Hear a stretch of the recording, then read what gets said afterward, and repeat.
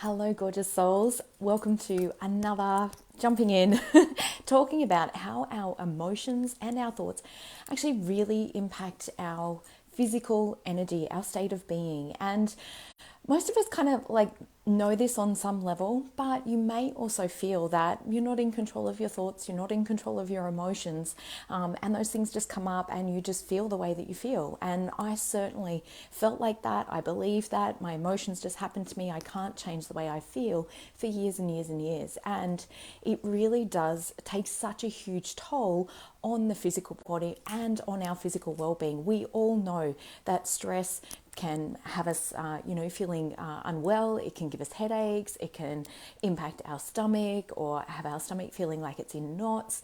All of those things we really do experience. Sorry. Such a physiological experience when we're actually experiencing the stress within our lives. And unconsciously, our thoughts every single day, our feelings every single day are massively, massively impacting how much physical energy that we actually have. And if you think about grief or despair or depression, those types of emotional states of being, and again, please hear, I'm not making them wrong in any way, shape, or form, just to bring awareness to how much your emotions are actually impacting your physical energy. If you think about, despair, fear, grief, any of those lower energy emotions, they're generally can't be bothered, can't get off the couch type energy, where we're really pinching off so much of our life force energy in that particular moment. Where if you think about anger, even anger doesn't necessarily feel great, but there's a lot more energy available in anger because it's higher up on the emotional guidance scale.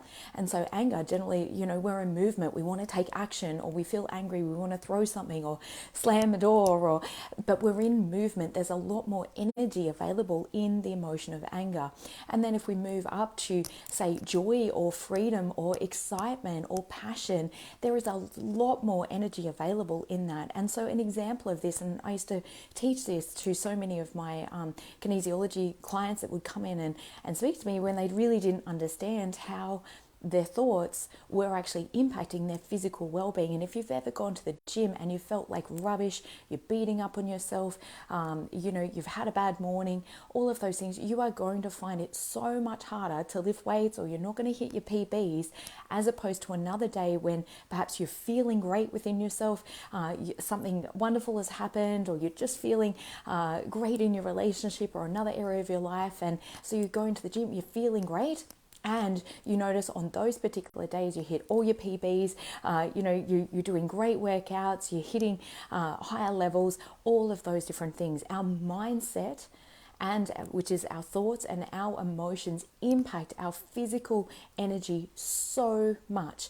And it really is such an important piece in really understanding what's going on within your thoughts and what's going on emotionally as to what's actually happening physically within the body. And as we all know, as I spoke about, stress creates inflammation within the body. You end up feeling tension perhaps in your shoulders, you end up with headaches, you end up with your stomach feeling tight or tense or knotted up.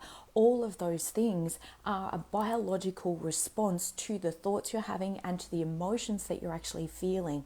When we stay in that state, that is our nervous system being dysregulated.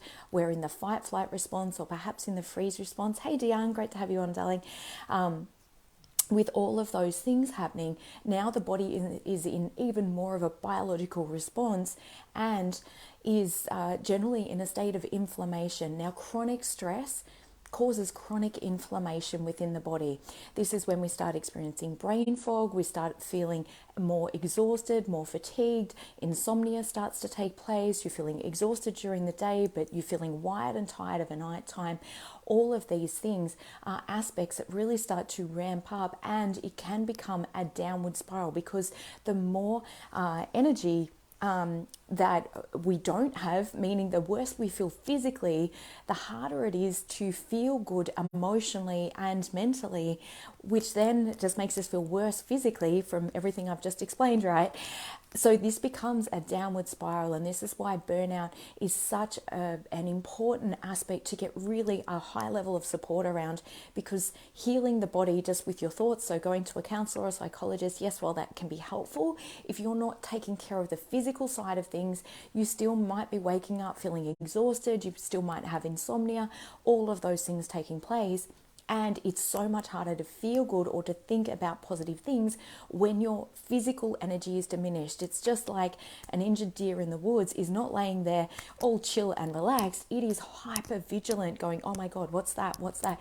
Your ego survival mind, the less physical energy you have, the more your ego survival mind is on the lookout for what could go wrong, what could hurt you, what could harm you.